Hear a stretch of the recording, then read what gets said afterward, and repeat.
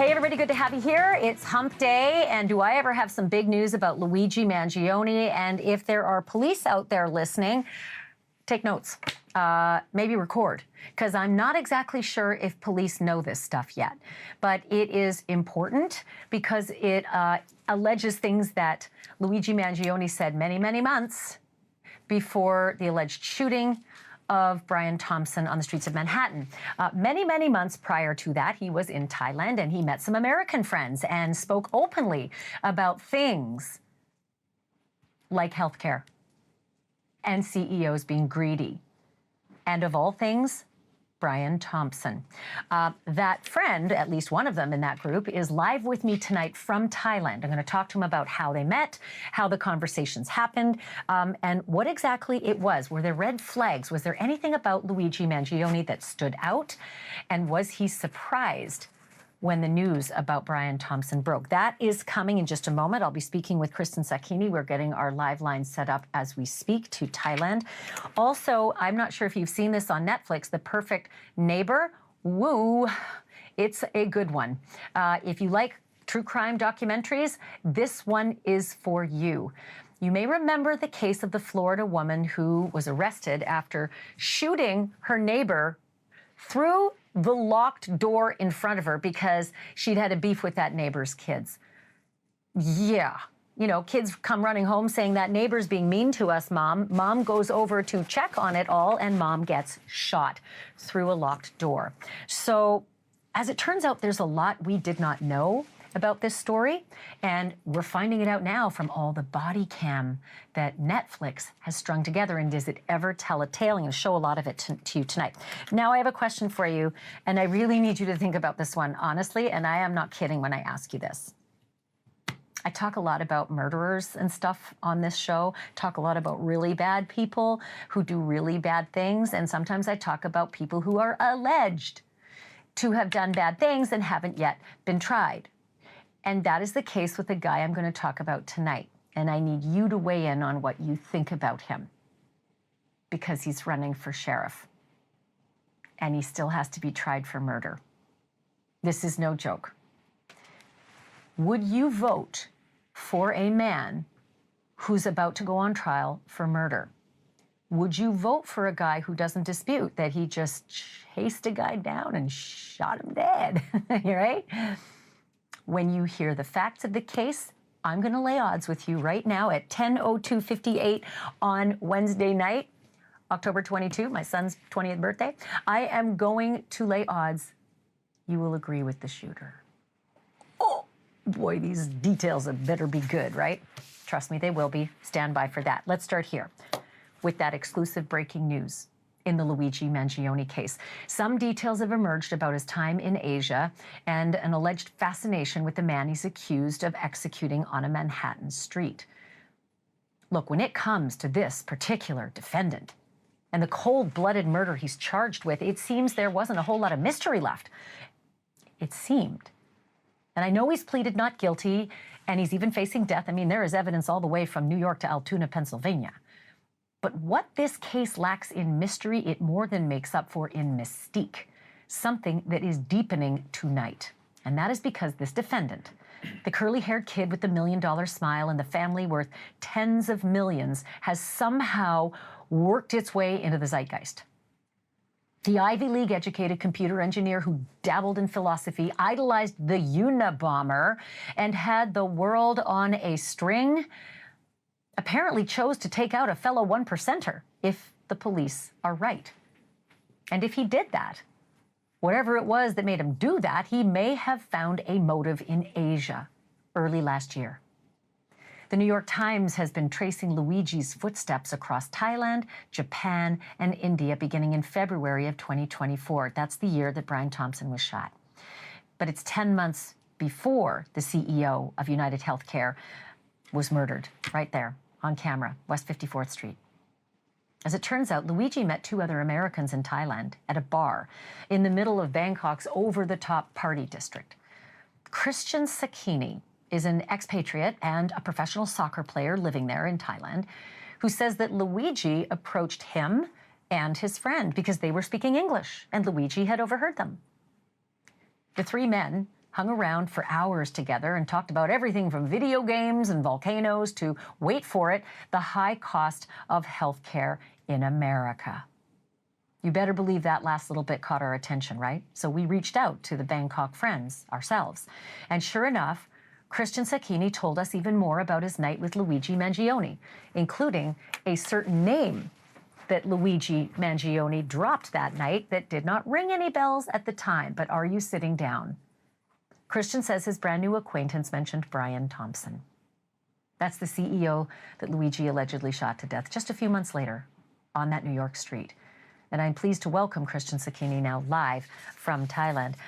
Christian, thank you so much for joining me to talk about this case. Okay, so it started, my friend from college was visiting me, and I wanted to show him around Bangkok, so I took him to a pretty busy nightlife area called Soy Cowboy. And we were walking around, and I chose to sit at a pub which had booths facing the street, so you could kind of people watch. So I approached the booth, and I saw Luigi. He was sitting on the corner, so I put about 1 or 2 booths of spacing, and I sat next with my friend. And we just started talking in English, and a couple of minutes later, Luigi kind of introduced myself, and he asked, hey, where are you guys from? So we just started having conversation. I said I was from the U.S. We were both from Texas. But I said my parents live in Alexandria, Virginia, so I go back there when I'm in the U.S. And he said he was from Maryland, so we quickly had a good connection. I asked him, like, well, what are you doing here? How long have you been here?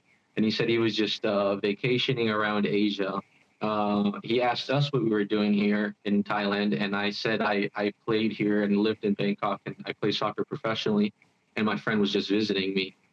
So the more we started talking, I asked him, he mentioned that he had graduated, and I mentioned that I had dropped out to pursue soccer.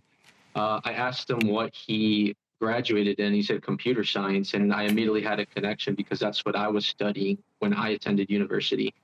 So I asked him what he would recommend I go into specifically for computer science, and he was very eager to say AI.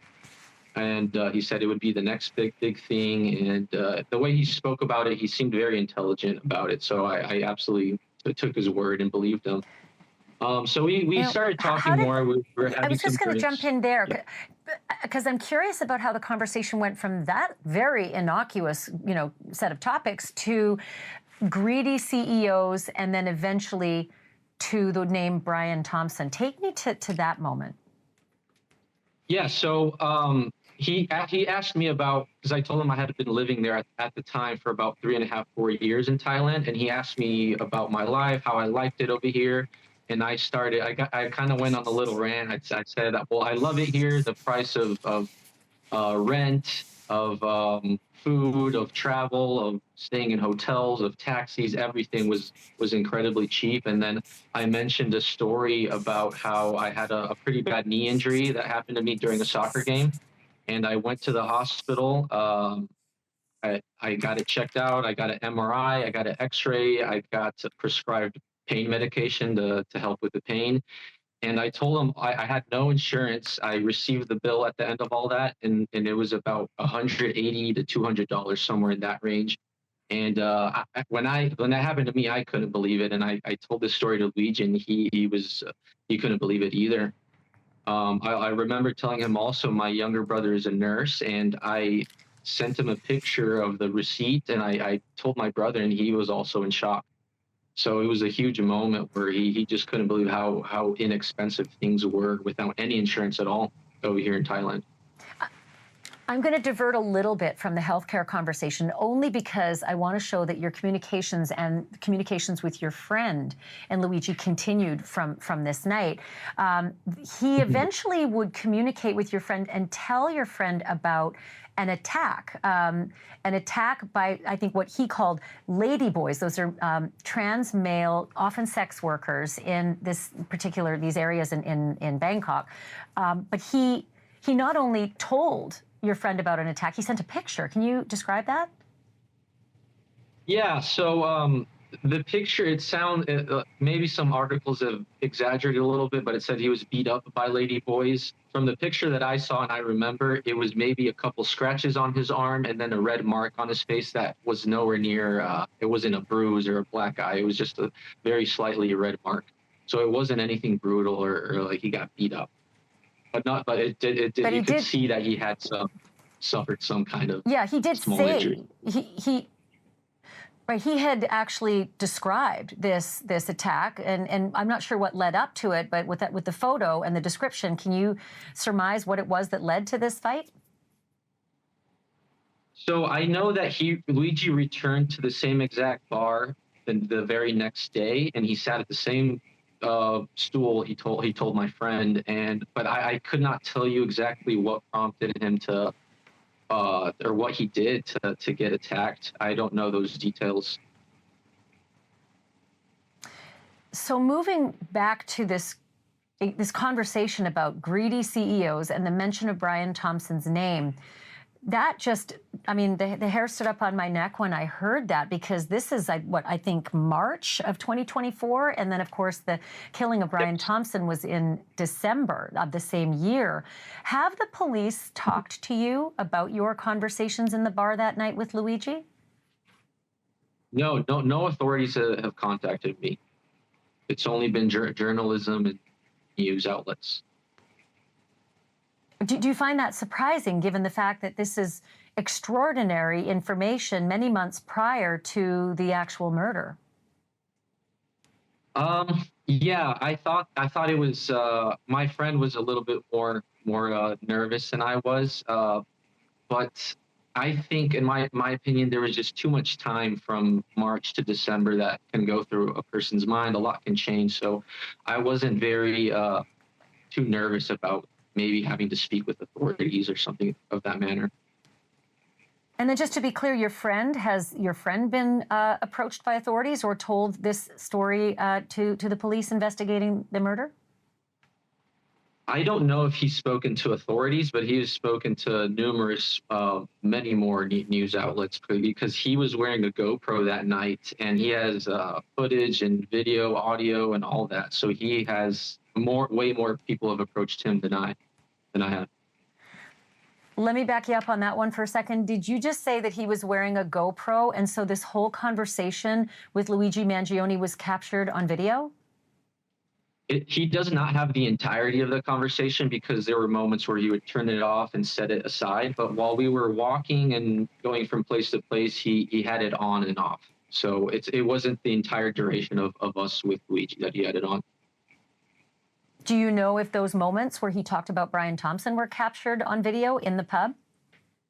I believe they were not, because when we were at the pub, he had set the GoPro down on the table. So he would turn it on when we were walking from place to place.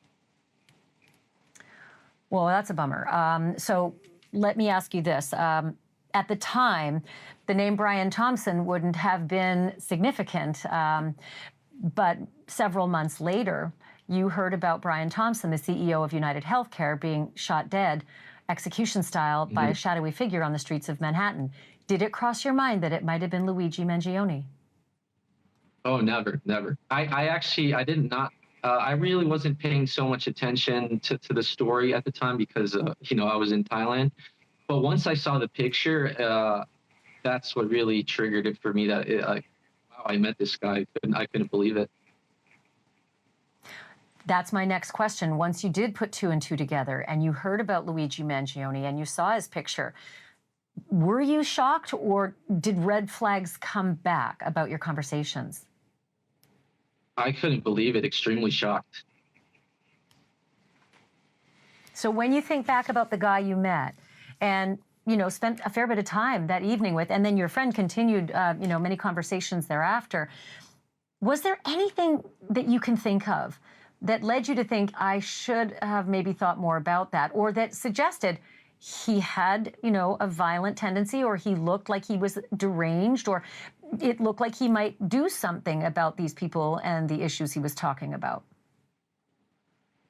No, it was so unexpected. the way we talked for hours and had some beers together, Luigi struck me as someone who's just very laid back, chill, and he seemed very intelligent, of course, and someone that would have a bright future ahead of them. It just would not make sense for him to do such a thing. So I would have never guessed that it would have been him, or he would be accused of this, or he would be capable And of so something like this. Sure, and then so when you heard his name and saw his picture, did you think they've got the wrong guy? I mean, his face was just spot on. I maybe they could have gotten the wrong guy. Yes, I heard a lot of rumors about it's not the same person. The eyebrows are different and all that. But I mean, the more pictures I saw of him, the more I could confirm that it is him from different angles or whatever. But it certainly is him. The other moment that really I knew it was him was when he was showing pictures on his phone about him in Hawaii, and this one iconic picture that's always has been very popular is of him without a shirt on top of the mountain in Hawaii. He showed me that on his phone, and that was another moment where it was just confirmation that was him. Christian, based on your conversations with him that night in March, 9 months before the murder, do you think he was capable of being the guy that did this to Brian Thompson, that murdered Brian Thompson? I did not think he would be capable of that, no. Christian Sacchini, your story is so incredible, and I'm so appreciative that you're sharing it with us tonight. Thank you so much for this. I know it's a big time delay and distance, and so I'm very thankful. Thank you guys for having me. It was a pleasure talking. Thank you.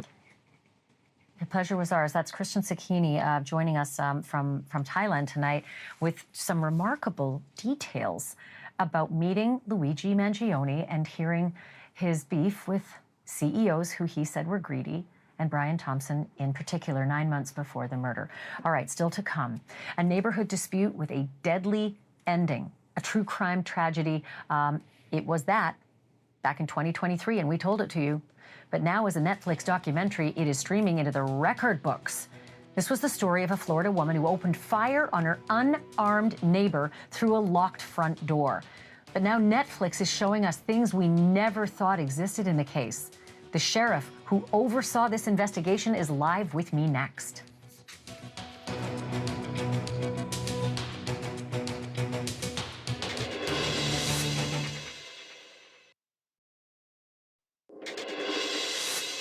I actually cannot even guess how many times I have said cameras are everywhere on this program. Not that you need reminding. We have actually done like full hour-long specials on surveillance cameras and how they equal slam dunk convictions in a lot of cases and airtight alibis in some others. But I have never seen a full-on feature-length documentary made solely from real-time surveillance and cell phone videos till now. This is a story we first brought you back when it happened in 2023. Ajike Owens, AJ, to her friends and her family, was a 35-year-old single mother of 4 in Ocala, Florida. That's northwest of Orlando. Susan Lawrence was her then 58-year-old neighbor who had a big problem with AJ's kids, along with the other neighborhood kids, who, like kids, usually played in a vacant lot that was nearby, using their outside voices. Inside her home, Lawrence was mad, and she didn't suffer in silence. She complained loudly and often to the kids, to their parents, and to the police over and over. And you can see just about all of that in a revolutionary Netflix documentary called The Perfect Neighbor. The documentary shows the escalating bad blood that turned into bloodshed on the night of June 2nd. Lawrence had clashed with 2 of AJ's sons over an electronic tablet that the kids had apparently left and Lawrence had found in the field that was next to her home, a public field, not her home, not her field, right? Police said that she threw a roller skate at one of the boys and that she swung an umbrella at another one of the kids. So the kids did what kids do. They ran and got their mom. Lawrence did what Lawrence usually did, and she dialed 911. The dispatcher told her that the officers were on their way, but the mom got to her door first. AJ got there first, and Lawrence got her gun. When AJ knocked on Lawrence's door, unarmed but understandably upset what had happened to her kids, Lawrence shot her right through the locked front door, with one of AJ's own sons standing right beside her as she fell. The build-up and the aftermath are all laid out in body cam video and doorbell video and cell phone video, some of it shot by Lawrence herself. Here's what it looked like. The documentary is called The Perfect Neighbor, and it dropped on Friday, becoming the #1 movie on Netflix shortly afterwards. But Lawrence hasn't seen it, and Lawrence likely won't see it for a very long time because she was arrested after the shooting, but 4 days after the shooting. So why wasn't she cuffed immediately? Well, Florida has a pretty expansive stand your ground law, but authorities eventually decided this one did not qualify, and a judge and a jury agreed. Susan Lawrence is now serving 25 years for manslaughter, but not for murder. My next guest knows this story by heart. Billy Woods is the Marion County Sheriff and is seen in The Perfect Neighbor because this was his case. Sheriff, thank you so much for coming on. I am so fascinated by this case, Sheriff. I wanted to just get your takeaway, your thoughts on this runaway Netflix hit. Is it accurate? What do you think about it? Well, glad to be here with you, Ashleigh. And yes, it is. Surprisingly, anytime we give over videos, we give, when producers ask for things, there's always doubt of how are they going to portray it? How are they going to spin it? Truthfully is obviously you already stated it. It's all body cameras, it's all videos, so you can't really make up anything. You get to see the raw stuff of what my deputies dealt with my office having to deal with on a regular basis. But I think they did a good job, and probably the only thing I would say is she was far from the perfect neighbor. I would think so. What do you think of Susan Lawrence's, I think it might have been around 8 calls to the police over the course of 10 years. Did she have any right to make those calls, or were those calls that were what the rest of us would consider the "are you kidding me" calls? These are kids doing what kids do, playing football, not on her property. Was she completely outside of her right to make these complaint calls? So any citizen has a right to make a call, but you're absolutely correct. These type things are petty. These are things that are frivolous. Here's the truth: they're kids, and that's all there was. It was kids. What kid? You don't want your kid inside the house playing on a video game. I think that's our biggest complaint. You want them outside playing in the yard, having fun. Listening to a kid yelling and screaming, I think as parents, that's what we enjoy hearing because they're enjoying life while they come before they become adults and have to deal with stuff like you and I do, Ashleigh. So her stuff, no, it didn't rise for us to be called every time, but I do have a burden of responsibility when a citizen calls and comes. And the stuff that she brought up, like the trespassing, they weren't trespassing, and there was very little in which we could, truly do. Thankfully, my deputies did the right thing, and I think that's what the show shows how my deputies did the right thing each and every time, explaining to her, no, they're perfectly fine. They're kids, and it's tragic. And I know we don't live in a world of Minority Report. You can't stop criminals from committing crimes when they're just annoying people, and that is clearly what Ms. Lawrence was, an annoying complainant. They in fact called her that word I can't stand. I think it's so unfair, but they called her a Karen on the block. The only thing is, I noticed in some of the pictures we were running, there were signs saying Black Lives Matter, and this definitely had a racial component to it. A lot of people said, well, she should have been arrested right away, and it might have been because she was white that it was 4 days. There's more to it than that, though. There's the stand your ground law. But was that an inordinate amount of time, those 4 days, to establish that, okay, there's a stand your ground law, we need to investigate it, and ultimately decided, nah, this lady don't qualify, we got to haul her in? What's your read on that delay? So as in the time, no, it wasn't long. Here's the fact, and you kind of hit the nail on the head a minute ago. Florida has a great stand your ground law. Now, unfortunately, just like any law that's created, defense attorneys take advantage of them and twist them and turn them to the advantage of their defendants in a court case to get them off on certain things. But here's what people don't understand. Now, let me first start with the BLM. No, it had nothing to do with any racial. Now, I told it in the beginning, and I'll tell you again right here on camera here right now for you. Do I believe that Lawrence was probably racist? There's a very good possibility. Do I think it was racially motivated? Absolutely not. And some of my frustration is being pressured for something, because here's a case. Now, here's what everybody's got to understand. This is a very important case. This is where you do not want to make a mistake. You don't want your detectives, you don't want anybody to make something that they forgot to cross the T or dot the I that gets it thrown out in court. Now, when it comes to Florida's comes to Florida's stand your ground law, it got changed, and it's been changed a couple times over the years, but here's where it changed. It specifically says in there that the investigating law enforcement agency must first, before making any other charges, must first disprove stand your ground. The burden is on us and law enforcement, and we can be held accountable if we don't do that. So 4 days, absolutely not. What that means is my deputies meticulously took the time to analyze everything that was done so that no defense attorney can say, well, that's stand your ground. We eliminated that. Now, in the beginning, was I confident that stand your ground didn't exist? Absolutely, I was confident. But we had to prove it. Yeah. And that's what got us over that hurdle. Sheriff Billy Woods, it's great of you to talk to us about it. The case is amazing. The documentary is just spectacular. Come back and be on the show again. Really liked talking to you tonight. I'll be glad to. Anything you want, Ashleigh. Oh, I sure appreciate that. Music to my ears. Thank you so much. Okay, folks, we do not usually cover a lot of politics on this show. You probably heard me say that a lot. But I have got to tell you about an election that's coming up in just a few months in Arkansas.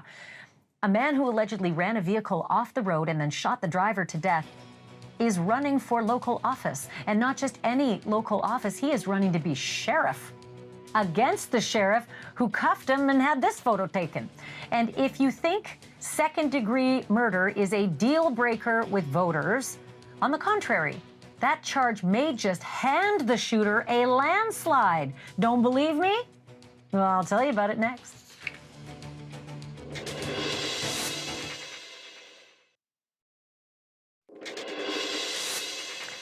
If I told you a candidate for county sheriff chased another man down, ran his vehicle off the road, and then shot him dead in cold blood, would he get your vote? This is not a parlor game. This actually happened a year ago in Arkansas. On that night, Aaron Spencer was desperately looking for his 14-year-old daughter. Police said that she had been stalked repeatedly and raped at 13 by a 67-year-old man named Michael Fossler. And that night, his daughter was missing. When the girl's father spotted the suspect driving down a dirt road with his daughter in Fossler's front seat, he took off after him, understandably. That driver had more than 24 stalking and sex crime charges pending, involving both the child in his truck and another girl. Somehow, Michael Fossler was out and about that night because he was free on a mere $50,000 bond that he had no trouble posting. And it seems he had no trouble violating a no-contact order either. And so, police say, the girl's dad, Aaron Spencer, ran him off the road and shot him dead and got his daughter. That dad himself is now free on bond and campaigning. That's his campaign picture. He's campaigning to become the new sheriff, despite a looming second-degree murder trial this coming January. But in his video announcement, he says it is not about revenge against the sheriff who arrested him. This campaign isn't about me. It's about every parent, every neighbor, every family who deserves to feel safe in their homes and safe in their community. It's about restoring trust, where neighbors know law enforcement is on their side, and families know that they will not be left alone in a moment of need. So next March, this man, Aaron Spencer, is going to stand in the Republican primary for sheriff of Lonoke County in Arkansas. He threw his hat in the ring just last week. And while he has pleaded not guilty to the murder count, he's not exactly running away from what happened the night of October 8th, 2024. The incumbent sheriff John Staley tells NewsNation, and I quote, "My motto has been and will continue to be, do what's right, not what's easy. Doing what's right isn't always popular."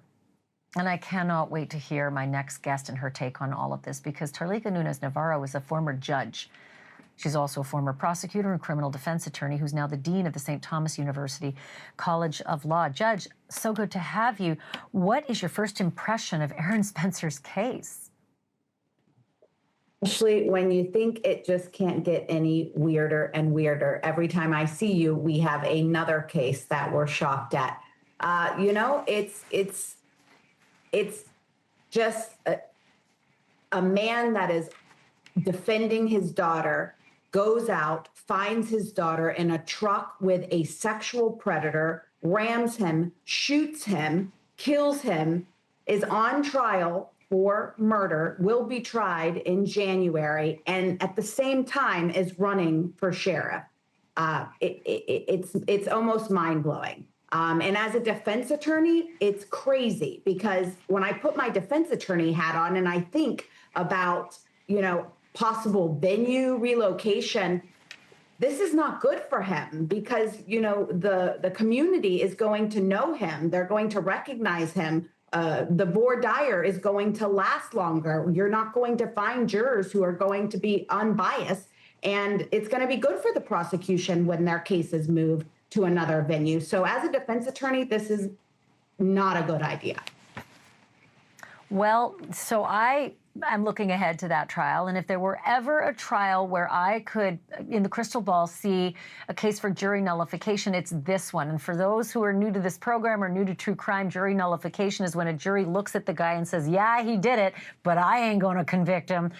That's what I foresee likely happening in this case. And then I want to transfer that to the actual campaign, because if the notion out there is any parent would do the same thing, could this actually help him win? Like the campaign. Of course. I mean, name recognition, getting out there, all of this, new defendants become micro celebrities. We're seeing more and more of it, just like your previous case with Luigi. We're seeing it time and time again. Of course, it's going to help his campaign, but is it going to help his murder charge? No, like I said. And jury nullification, judges don't like it. We don't like to talk about it. We don't like to encourage it. We have to have rule of law. We have to have accountability in our system. If we all go out there and we take the law into our own hands, it's going to cause a breakdown in our judicial system. So quick last answer here, but I got to ask it. If he prevails as sheriff and he prevails in his murder case through a not guilty plea or jury nullification, if that's the case, what does that say about, implementing justice when he himself extrajudicially committed this murder, allegedly now, but let's just sort of foresee that? Well, if he is acquitted of this crime, then the system is essentially saying that he did not commit this crime, or the jury is saying, yes, the facts are there, but we are not going to commit him because we don't believe that the law should be upheld here. So then if that is the case, then the law is doing what the law is supposed to do. And the jurors, his peers, are acquitting him. And so he could realistically, yes, then run for sheriff, but then he would have to hold other people accountable. And if he's not really being held accountable for the crime that he has committed, can he really be a sheriff? And is that what we really want for our sheriffs? I don't know. As much as you say judges hate to hear about jury nullification, I think a lot of our viewers are kind of like hoping for it in this case, because I can hear them. I can hear them all through the screen right now saying, I'd have done it. And I got to be honest with you, Judge, I think I would have done it too if that was my baby in that car. Thank you for having this philosophical and, extraordinarily important jurisprudential conversation. I look forward to our next talk. Great to see you, Ashleigh. Have a good night. You too, Judge. Thank you. Coming up next, a murder mystery that is about to go to court. I'm not sure. Will it? Do you remember this guy, Brian Walshe, who police say butchered his wife and then used his son's iPad to Google how long before a body starts to smell? Suddenly, his case is facing a major legal hiccup. Turns out a dirty ex-cop we all know from the Karen Reed case might torpedo Brian's case too. I'll tell you why next.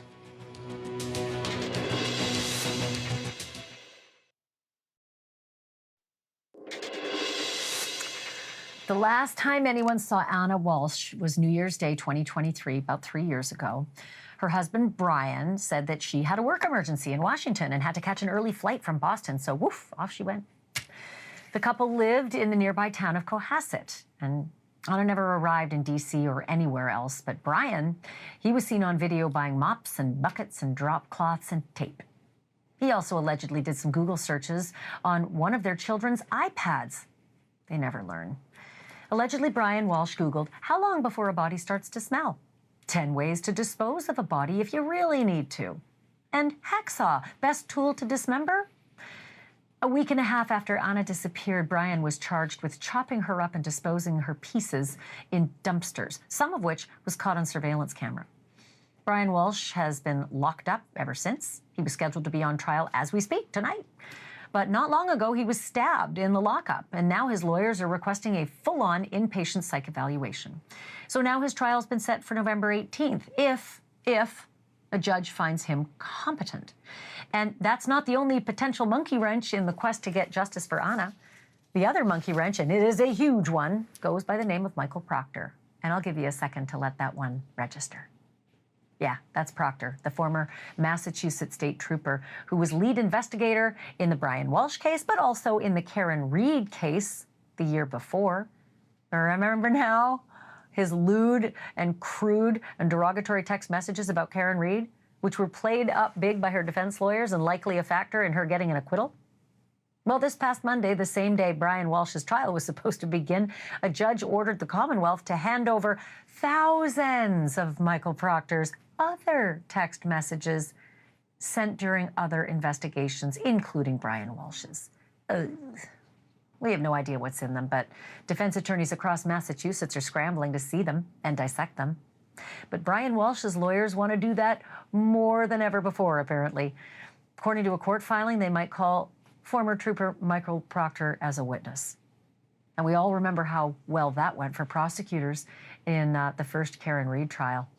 As always, watch this space. All right, everybody, as I ask all the time, please check out my podcast, Drop Dead Serious. I got a big, long interview with Amy Wallace, the co-author of Virginia Giuffre's book, Cuomo's Next.